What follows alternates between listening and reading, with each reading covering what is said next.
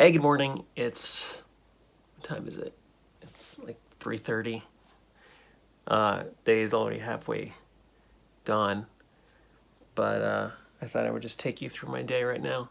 I got some coffee, my hair's a mess. I'm not even trying to look good for this, but I've got to, one, get a parking permit because I got a friend coming to town in 2 days. And then I've got a show in Westlake Village, which is like an hour away. So, I guess, Mondays are like the toughest days for me because this is like when people start their week and I feel like such a loser just hanging out, right? And I've got so many things I'm doing. Like I'm like writing and I'm like creating and I got shows, but like it's that Indian part of me that's like, oh, I've got to work. I've got to go do something, And I used to have this digital production company years ago, and it was constantly fueled, my day. And then I worked day jobs, and that took up a lot of time. But when you work for yourself, it's crazy. You have to have this impetus to wake up every day and just, self-motivate. And I think that's why I'm addicted to coffee, because it makes me feel better. Anyway, so, in fact, let me show you this real quick. Look at this. It's like, I don't know, like 60 espresso cups. Make the most of this day right now and be productive. I'm not even like a loner, or maybe I am a loner, but I hate leaving my house. I hate going out into the world, driving around, fighting traffic, and the fake conversations you have to have with people on a daily basis. It's like you have to turn it on every single minute, and I find it aggravating. So I'm going to force myself right now to leave my house and get that parking pass from my friend. So, all right, here we go. Let's do this. Okay, managed to leave my apartment. So this is already successful. As you can tell, I've kind of perked up. Something about staying in my apartment is depressing, but I feel good when I leave my place. And you see sunlight, like direct sunlight. So I feel pretty good about this. So right now I'm gonna be driving to the parking permit place to, again, get street parking, because every place, for people who wanna live in LA, like living here is the absolute, it can be great, but there's some cons to it. One of them is parking. Like I have 2 guest spots that I pay for, but my car is like a mid-sized car, so I use both those spots. So now I've got to go buy a parking pass for my friend so he can park his car in the street and not get towed. So, I don't know. I think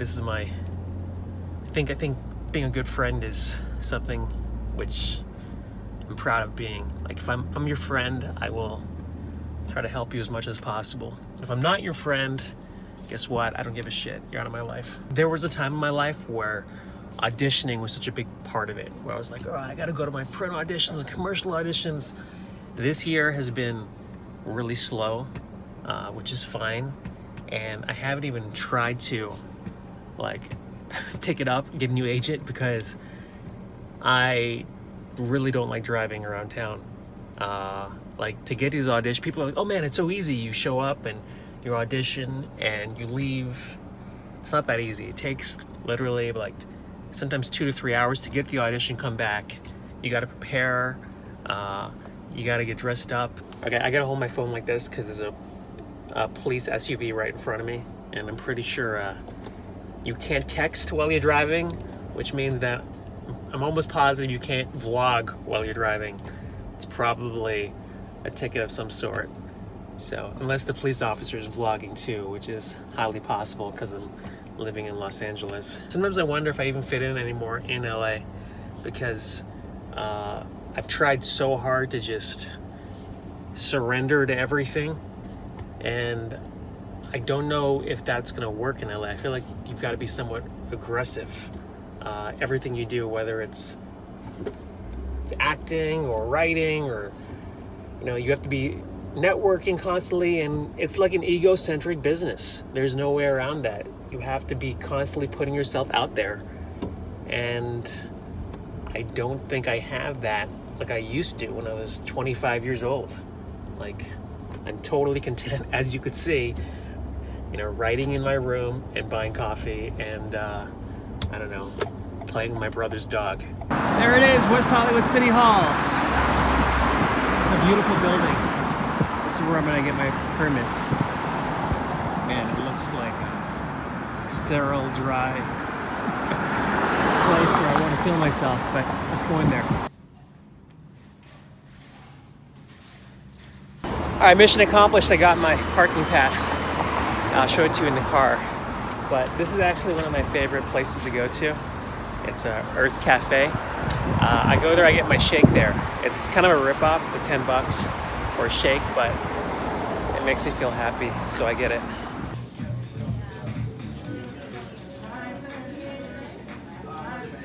People, look at this. I got the parking pass, $33, and I got a chocolate supreme shake from Earth Bar Cafe. Do you see how much happier I am once I leave my apartment? I mean, there's something to be said about getting out of the house. So anybody who kind of feels like they're just kind of out of it, just leave your place for 10 minutes and go buy a parking permit. It's life-changing. All right, so right now I have a show at 7. It's in Westlake. It's a stand-up comedy show. This guy books it. It's a whatever show, but in LA, it's so hard to find stage time, like good stage time. So it's kind of like shit money, but I was like, all right, as long as it's drivable, it's like an hour away, I'll do it. So I gotta be there at 7, which means I gotta leave LA by like 5:15 at least, because traffic's gonna be a killer. So home, let's do it, let's go. Okay, so it's about 5:10. I just finished taking a shower, thank you. So I'm gonna style my hair, get ready, but the Bobby Khan transformation is really easy. Just, I've been doing the character for a long time. Leave the house, see what happens. So I'm driving to this gig. It's in Westlake Village. It's like an hour 20 away. Making good time. So this guy who books it, I don't want to say his name, but he seems like a nice guy.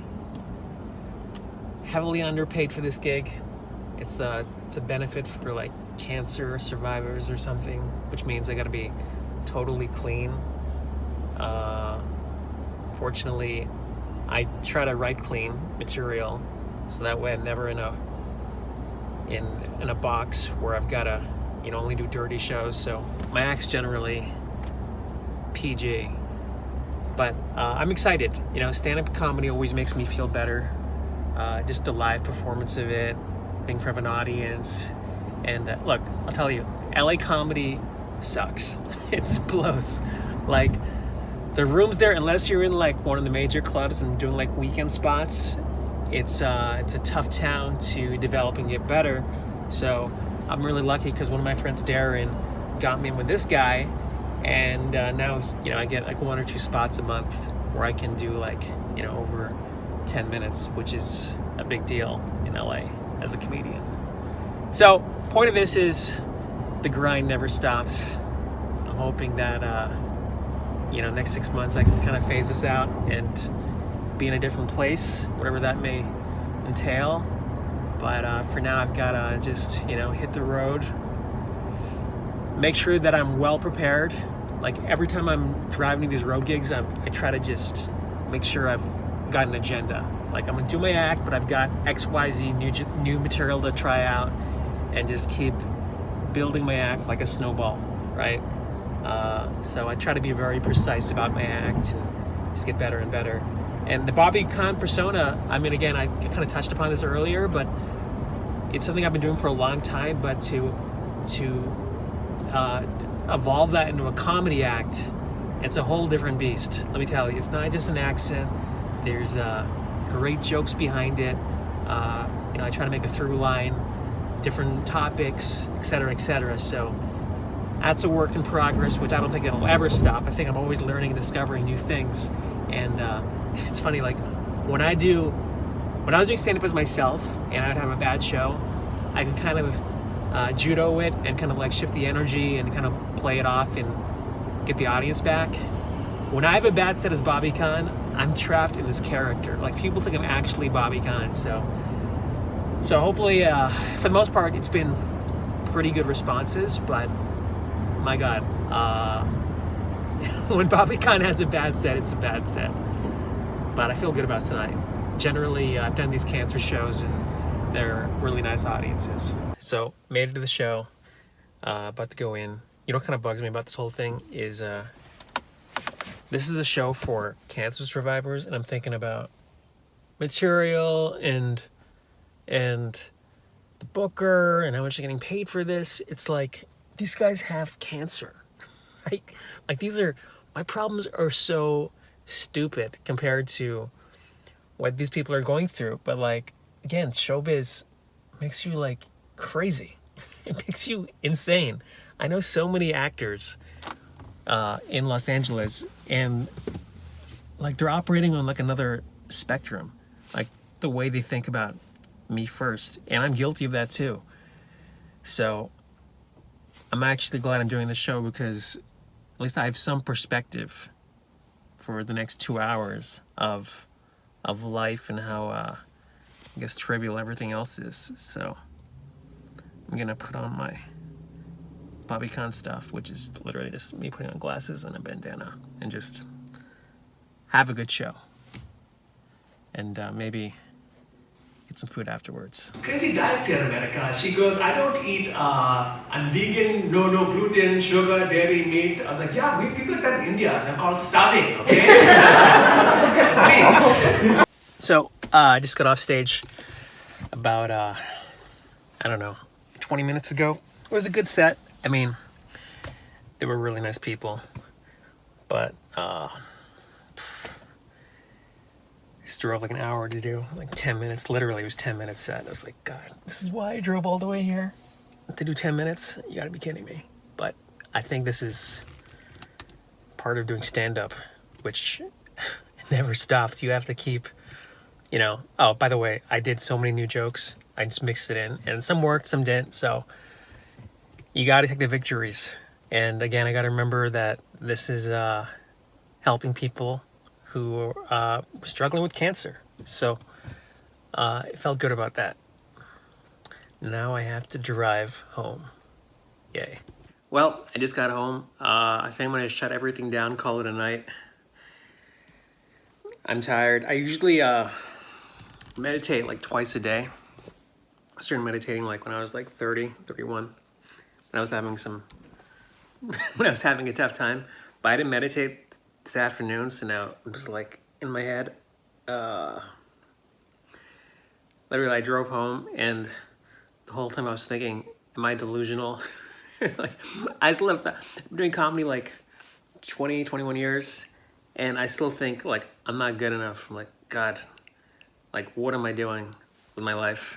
And that's just, I know myself by now. Like I've got to control my brain, because I think a lot of people deal with this. Like your brain turns on itself. And I gotta be super cautious about that, because comedians especially can go through some dark periods. And I've been there, and I was like, well, I gotta just stay present. So there you go. That's my day. Have a great night. Peace.